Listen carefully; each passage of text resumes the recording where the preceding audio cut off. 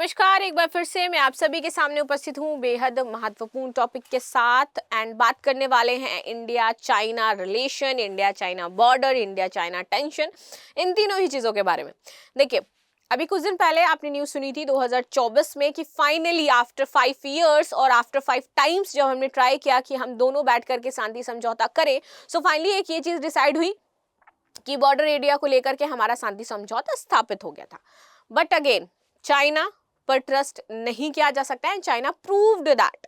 सो इसीलिए हमारे जो सेना प्रमुख हैं उनका कहना है कि जो चीनी सीमा है उस पर भारतीय सैनिकों की तैनाती को कम नहीं किया जाए, क्योंकि बोला गया था ना नंबर ऑफ सैनिक हम कम कर देंगे, कुछ किलोमीटर्स के दायरे से हम अपने सैनिकों को पीछे हटाएंगे। बट अब ये दोनों चीजें वैसी ही रहने वाली हैं, क्योंकि कुछ बिंदुओं पर भारत और चाइना की जो सहमति है वो नहीं बन पा रही है। वो बिंदु कौन से हैं वो सेना द्वारा नहीं बताए गए हैं, बस ये बताया गया है कि कुछ अभी भी चीजें हैं जिसकी वजह से दोनों के बीच में अभी फाइनल जो समझौता है वो नहीं हो पा रहा है और दोनों ही अपना वहां पर जो तैनाती है उसको ज्यादा से ज्यादा संख्या में करने का प्रयास करेंगे और वहां सेना पर जो बॉर्डर है वहां पर सेना आपकी खड़ी रहेगी।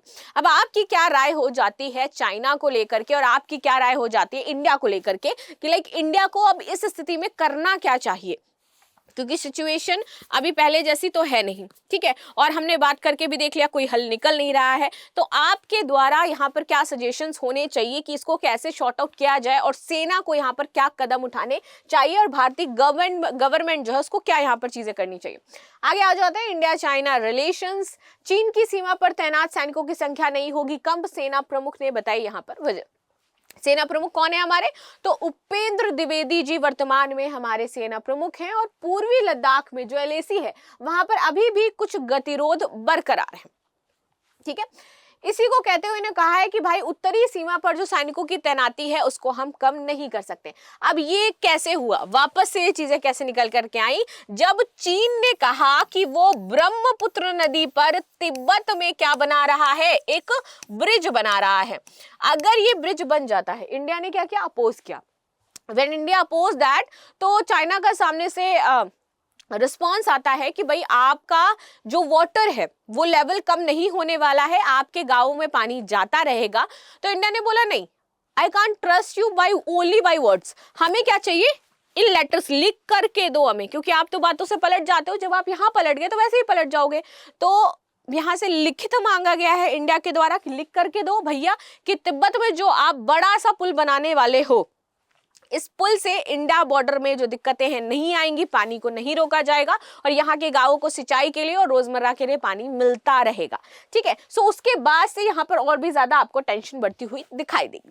आगे आते हैं, चीनी सीमा पर भारतीय सैनिकों की तैनाती यहाँ पर मजबूत रहने वाली है, क्योंकि जो एलएसी है लद्दाख का, ये बफर जोन है और इस बफर जोन जैसी स्थिति में यहाँ पर हम अपनी सीमा को अगर कम कर देते तो क्या पता, मतलब अपने सैनिकों को यदि हम कम कर देते तो क्या पता इसका फायदा उठा करके चीनी जो सैनिक है वो घुसपैठ करे और घुसपैठ करने के बाद इस क्षेत्र पर कब्जा जमा ले। तो ऐसा हम उस पर ट्रस्ट अभी तो नहीं कर सकते हैं। तो इसीलिए क्योंकि ये बफर जोन है, इस पर कोई भी इस तरीके से हम लाइक क्वेश्चन मार्क नहीं खड़ा कर सकते हैं, कोई भी हम चांस नहीं ले सकते, इसलिए हम अपने सैनिकों को वहां पर बरकरार रखेंगे। हम किसी भी स्थिति से निपटने के लिए पूरी तरीके से सक्षम ही नहीं, तैयार भी हैं। सेना प्रमुख ने वर्तमान सैन्य गतिरोध का हल निकालने के लिए भारत चीन के बीच अलग अलग स्तर के संस्थागत प्रक्रिया के जरिए बातचीत के प्रयास जारी रखे हैं, ठीक है। सीमा पर सैनिकों की तैनाती में कोई भी समीक्षा या फिर इसकी प्रगति अभी तक निर्धारित नहीं की गई है कि कैसे होगी। अगर बातचीत हमारी अच्छी होती है तो ये उस पर निर्भर करेगा कि हमें सीमा पर कितने सैनिक लगाने हैं और कितने सैनिक हटाने हैं।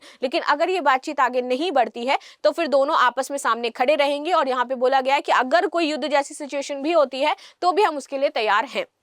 आगे आते हैं, कुछ बिंदुओं पर गतिरोध अभी कायम है।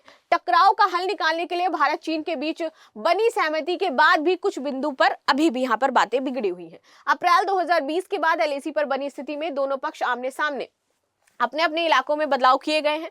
सैनिकों की तैनाती के साथ हथियार सजो सामान भी यहाँ पर जुटाया गया है। इस लिहाज से गतिरोध की स्थिति यहाँ पर बनी गई। अब सिर्फ हम सैनिक नहीं लगा रहे हैं, हम यहाँ पर हथियार भी जमा कर रहे हैं अपने, तो ये मान के चलो कि स्थिति कुछ ज्यादा ही गंभीर होगी। इसी वजह से यहाँ पर सैनिकों की तैनाती भी गई और साथ ही साथ हथियार भी यहाँ पर जमा किए जा रहे हैं। आगे आते हैं, इसीलिए दोनों देशों के बीच विश्वास की एक नई परिभाषा होनी चाहिए। टकराव खत्म करने के लिए अक्टूबर 2024 में बनी सहमति के तहत पेट्रोलिंग पेट्रोलिंग दोबारा शुरू करने की बात की गई थी। वर्तमान में एलएसी की दूसरी तरफ चीनी सैनिकों की मौजूदी, संस्थाओं व क्षमताओं के निर्माण को देखते हुए अभी सर्दियों में पूर्ण तैनाती जारी रखना जरूरी है और सैनिकों की संख्या में कोई कटौती नहीं की जाएगी। अब ये कब निर्णय लिया गया? जब ये देखा गया कि जो चीनी सैनिक है या चीन का जो साइड है उसने कुछ भी कम नहीं किया, इवन उन्होंने और बढ़ा दिया, तो हम भी अपने आप को क्यों कम करेंगे, हम अपने सैनिकों को क्यों कम करेंगे? क्योंकि गतिरोध तो अभी भी जारी है, तो इस वजह से वो चीजें वहीं एज इट इज रहेंगी। गर्मियों में अब सब दोबारा से समीक्षा की जाएगी कि गर्मियों में इन सैनिकों को कम करने की जरूरत है या नहीं है। वो भी किसको देख करके? चाइना को देख करके, अगर चाइना कुछ ऐसे स्टेप लेता है तो, वरना ये वैसे ही रहने वाली है। एलईसी पर पेट्रोलिंग दोबारा शुरू होने के संबंध में पूछे जाने पर जनरल द्विवेदी जो है उन्होंने बोला कि डेपसांग और डेमचोक में दोनों पक्ष आगे बढ़ गए हैं और पेट्रोलिंग हमारी शुरू हो चुकी है। पेट्रोलियम का अपने अपने स्तर पर दोनों पक्षों ने दो बार सत्यापन भी कर लिया है। पशु चराने के लिए चरवाहे पारंपरिक इलाकों में जा रहे हैं।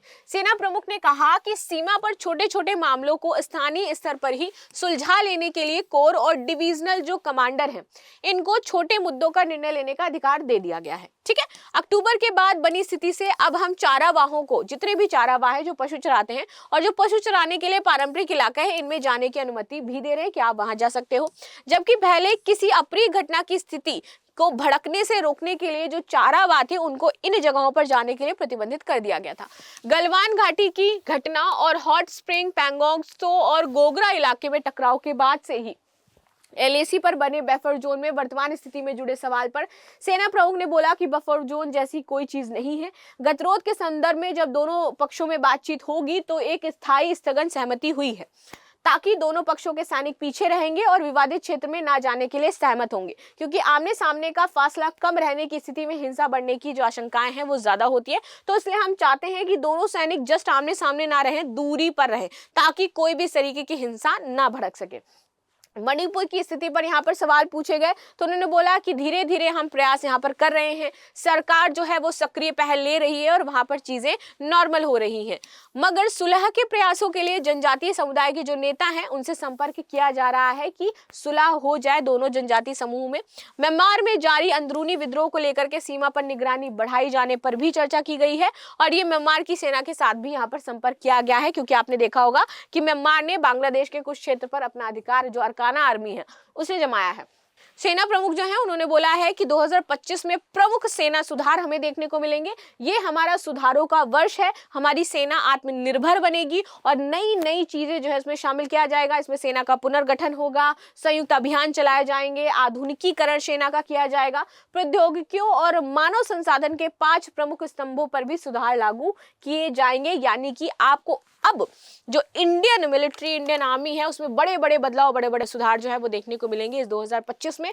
सो जस्ट वेट एंड वॉच कि क्या यहाँ पर बदलाव किए जा सकते हैं। बाकी जब भी मैंने सीआईएसएफ या फिर इन नौजवानों पर वीडियो बनाया है तो मुझे बहुत सारे यहाँ पर पॉइंट्स देखने को मिले हैं कि ये समस्याएं हैं सेना में, ये समस्याएं हैं, तो आई होप शायद उनकी समस्याओं को यहाँ पर सुना जाएगा और उसका समाधान भी किया जाएगा। सो ये न्यूज़ थी जो हमने चर्चा करी, जिस पर हमने बात करी। बाकी आपकी क्या राय है जरूर बताना। मिलते हैं नेक्स्ट क्लास में, तब तक के लिए धन्यवाद।